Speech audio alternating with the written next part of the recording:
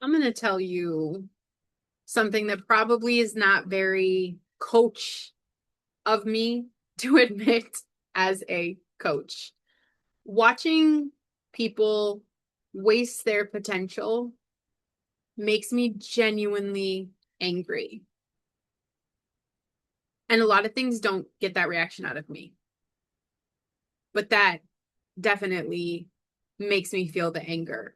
It's not disappointment, not concern, but like angry. And it just is this little burn inside of me, this little rage inside of me that shows up when I watch someone that has an incredible gift or an incredible story where I see it's like their launching point. They have this voice, like it's the thing that could change lives. And they sit on it. And I watch them do this year after year, and they make excuses and they play small and they tell themselves and me the same tired story about why now isn't the time. And I literally want to grab these people by the shoulders and say, do you have any idea what the fuck you're sitting on?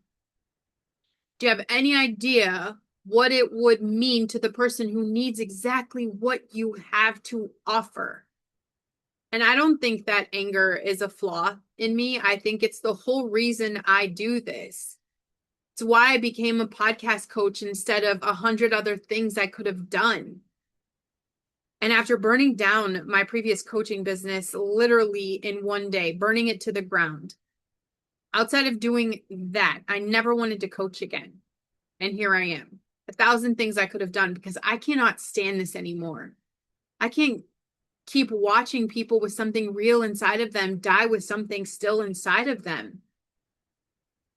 So let's talk about, I guess today I'm just going to tell you why.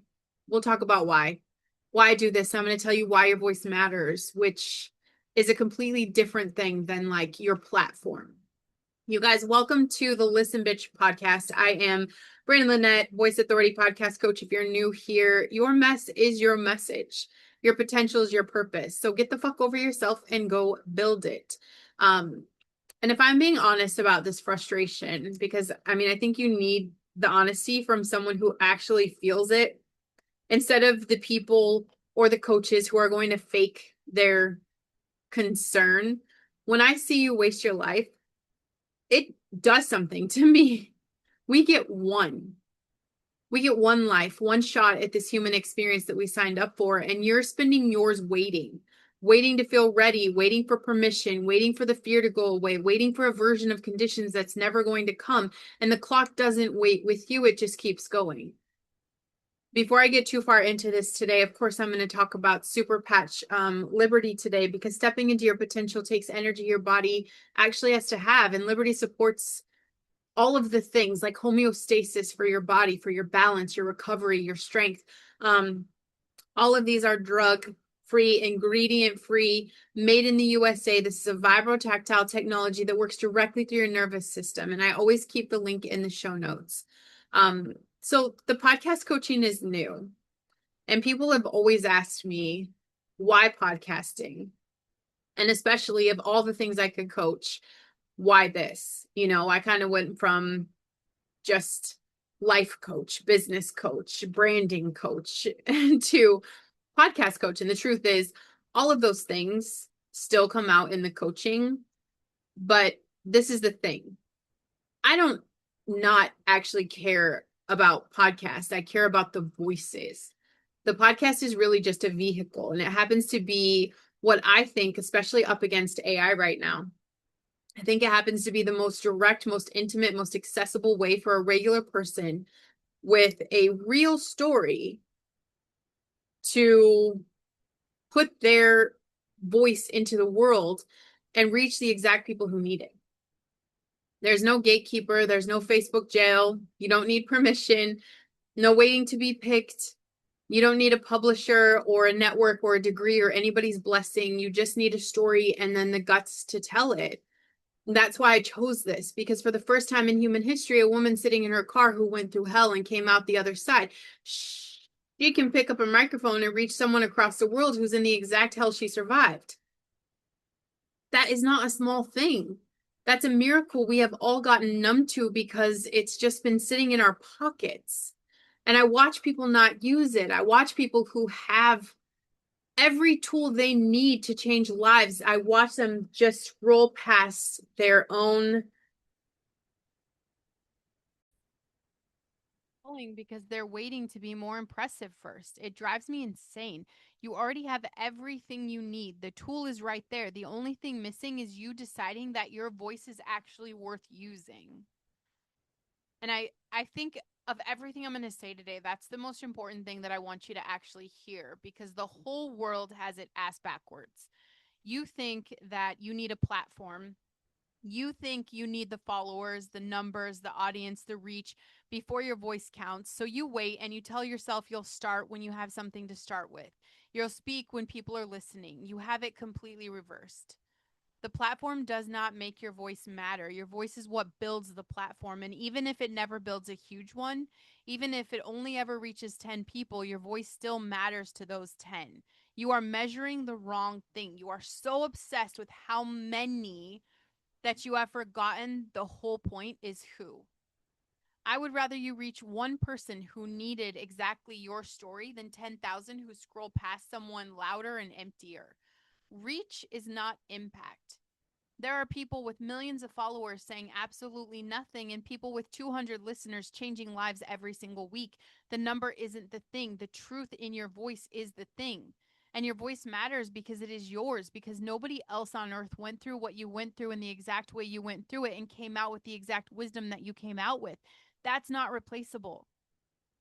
That is not something you can replicate. When you stay quiet, that specific medicine just doesn't exist in the world for the person who needed it. And no big platform run by somebody else is going to fill the gap. Only you can. And that's what makes your voice matter. It's not the platform, it is you. And when your brain, when you sit on your potential, I don't want you to think this is a character problem, because it is part of the wiring. And the thing is, we've learned you guys can change the wiring. Your brain runs on efficiency. It wants to conserve energy. And the most energy efficient thing you can do is exactly what you did yesterday. Novelty, growth, risk, stepping into something new, all of that costs the brain a lot of metabolic energy. So it's going to resist. Your brain will always try to talk you into the familiar because familiar is very cheap. That's why potential feels so heavy to step into. Your own biology is lobbying against it, not because it's right, but because it's lazy in the most literal sense. And every day you choose the familiar over the calling, you strengthen the familiar. And the pathway to playing small gets wider and smoother and more automatic. The pathway to your potential gets narrower, it gets narrower and more overgrown from disuse. Um, and this is neuroplasticity working against you, because it doesn't give a shit which direction you point it.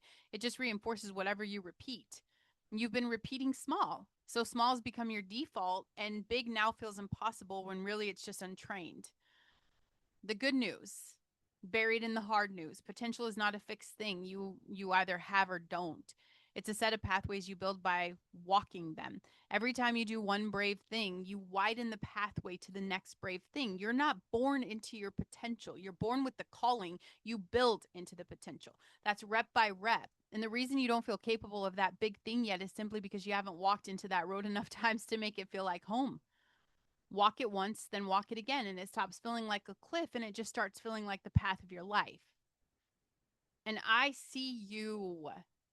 Let me tell you what I see when I look at you, because seeing people is actually the thing I'm good at. I see someone who has already survived the hard shit. Whatever it was, you lived through it. You're on the other side of it now, which means the worst is behind you and you don't even realize that you're standing in the exact ground somebody else is desperate to reach. You think your story is over because you survived it, but your story is not over. Surviving it was chapter one. Using it is the whole rest of the book. I see someone who feels the pull and keeps taking themselves out of it, who lights up. You light up when you talk about your shit, the thing, and then you go quiet and small when it comes time to actually do something. I see the gap between how alive you are when you imagine it and how stuck you are when you face it, and I know exactly what lives in that gap. It's fear. I see through it. It's not that you can't, it's that you're scared of what happens if you can. And the part that actually gets me, I see that you're worth it. Jesus made it very clear to everybody we're all worthy. I see that the shit you're sitting on is real, and it's so specific to you and it's needed, and that the only person who doesn't fully see it is you. That's it. And I'm not being nice to you now. I'm not blowing smoke up your ass. This is accurate. I've looked at enough people to know the difference between someone reaching for something that's not there and someone sitting on something that absolutely is. You're the second kind. And watching you not use it, not use that shit, that lights a fire under every single thing I do. Imagine you inherit a house, real house, paid for, yours, sitting on land. It's worth a fortune. Instead of living in it, you stand in your driveway just looking at it. Your whole life, you just look at it and you tell people you're going to move in someday when the time is right. Meanwhile, the roof starts to sag, the pipes rust, the paint peels, the garden goes wild. The house that was worth everything falls apart in front of you, and it's not because someone took it from you, it's because you never walked through the front door and lived in it. You let a fortune rot because moving in felt like too much of that change. Your potential is literally that house. It's already yours. It was given to you by God, paid in full, the day you were born, with the exact combination of story and gift and voice that you carry. And it's sitting right there, and you're standing in the driveway of your own life admiring it. You describe it to people, and never once are you walking in and living in it. And it's decaying while you wait. Every year you don't move in, the house of who you could be loses a little more to the elements. Stop standing in the driveway. It is your house. I'm telling you, just walk in. And the thing that pisses me off the most is that the whole fucking machine is built to keep your potential locked up. Because a full person operating at full potential is dangerous to systems that profit from you being small. A woman who knows her voice matters does not need to buy her worth back in products. A person living in their calling is not scrolling for hours feeding the algorithm. Someone who's building the shit they were made for is not numbing out on the shit that keeps the machine fed. Your wasted potential is not an accident, it's good for business. Big tech needs you consuming other people's lives instead of building your own. The education system trained you to wait to be told what to do instead of trusting the shit inside of you. The culture sells you 1,000 cheap dopamine hits so you never feel the deep hunger of the calling long enough to do something about it. All of it, every part of it, works better when you just stay in the driveway and stay shut the fuck up. Nobody in that machine is going to tell you to walk into your house. That message has to come from someone who actually wants you free, someone who gives a fuck, and that's me. That's why I do this.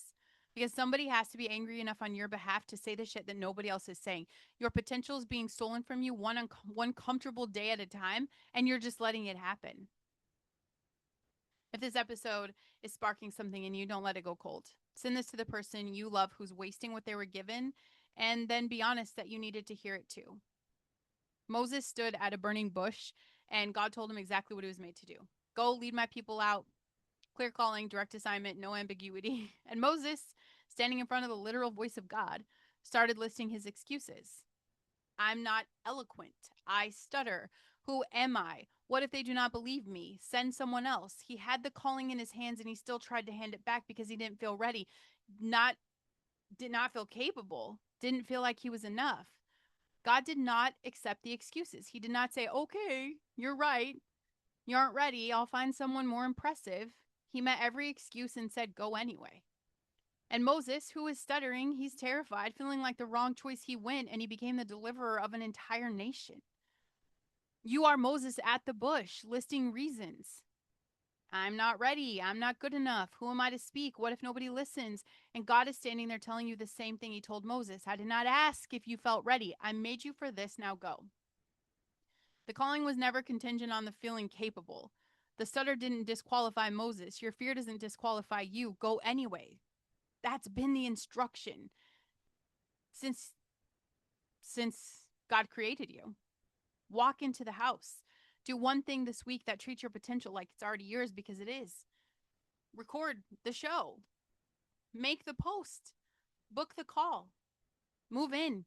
Stop measuring reach and start measuring truth. Ask not how many will hear this, but who needs it. Build for the one, not the number. And answer the burning bush. The pull you feel is not random, it's the assignment. Stop handing it back because you don't feel ready. Nobody who did anything great felt ready. They went anyway. Yeah, I'm angry. I'm angry on your behalf. I can't care more than you do, though. I'm just angry that you have this house and you're standing in the driveway. I'm angry that you have a voice and that you're swallowing it to keep the peace with your own fear. I'm angry There's a person out there right now who needs exactly what you survived, and they're not going to get it because you decided your story is not impressive enough to tell. I'm angry that the machine is stealing your one life, one comfortable scroll at a time, and you're handing it over like it doesn't matter. It matters, you matter. Not your platform, you, the voice, the story, the specific medicine only you carry. We get one life. One. And you are going to stand in the driveway of yours until the house rots unless something makes you angry enough to walk in. Let this be the thing. Let me piss you off and let me be the thing. You survived the worst fucking days, the worst fucking part of your life. The only tragedy left is surviving it and never using it. Don't make me watch you do that. Do not make yourself live it. Get up, walk into your house. It's been yours the whole time, and you've been dying in the driveway. Make sure you guys check the show notes. Come find me before you talk yourself out of it again. If podcast is your thing, y'all, I'm happy to help you start. I do that for free. You guys can actually go to brandenlynette.com/quiz, see where you're at with your podcast. What kind of podcaster are you? That will take you directly to the level you need to go. And if that's the free video to starting a podcast on your own, which is simple, then that's where we go. And you guys can message me, reach out to me anytime.